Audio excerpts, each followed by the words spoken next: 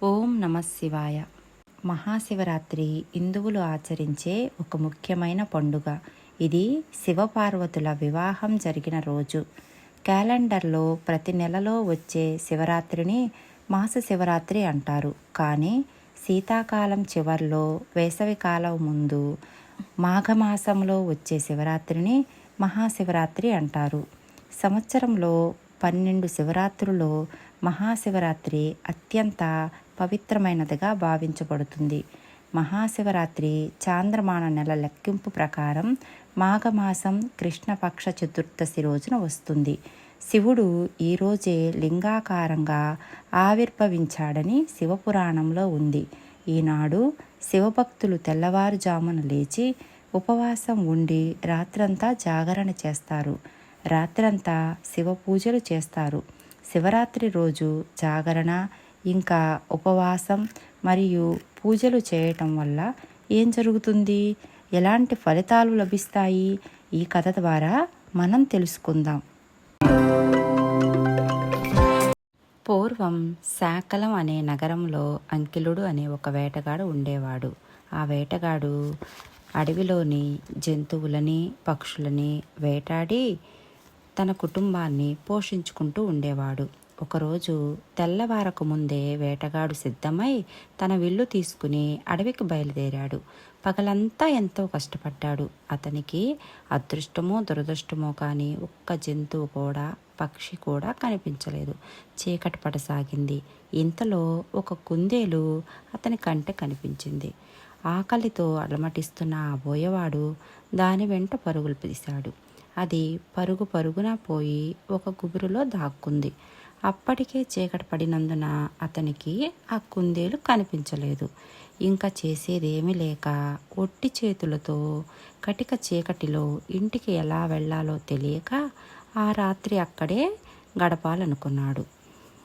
దగ్గరలో ఉన్న ఒక చెట్టెక్కి విశ్రాంతి తీసుకుందామని ఆ వేటగాడు మెల్లగా చెట్టెక్కి కూర్చున్నాడు. నిద్రిస్తే కింద పడిపోతానేమో అన్న భయం వల్ల వేటగాడికి నిద్ర పట్టలేదు.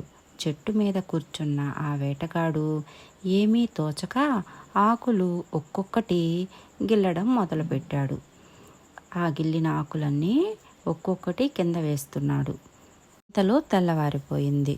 మంచుకు తడిసి ముద్దైన ఆ వేటగాడు మెల్లమెల్లగా ఇల్లు చేరుకున్నాడు. 4 రోజుల తరువాత అతనికి మరణం సంభవించింది. వేటగాడుని తీసుకువెళ్ళడానికి యమకింకరులు అక్కడికి వచ్చారు.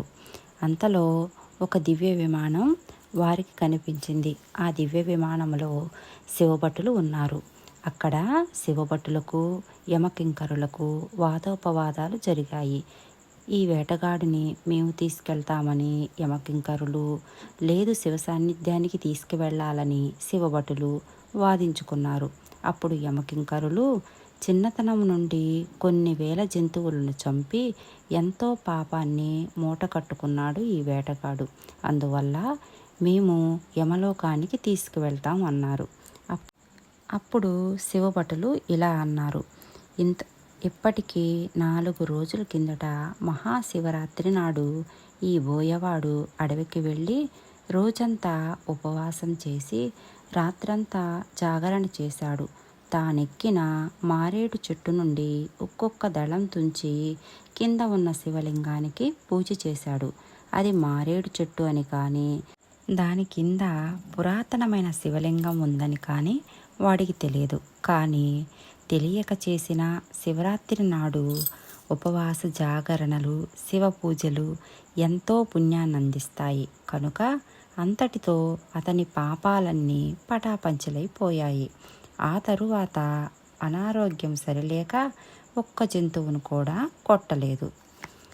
అంటే ప్రస్తుతం బోయవాడు చేసిన పాపం ఏది అతనికి అంటలేదు. అందువలన ఈ వేటగాడిని శివ సాన్నిధ్యానికి తీసుకువెళ్తామని శివదూతలు చెప్పారు.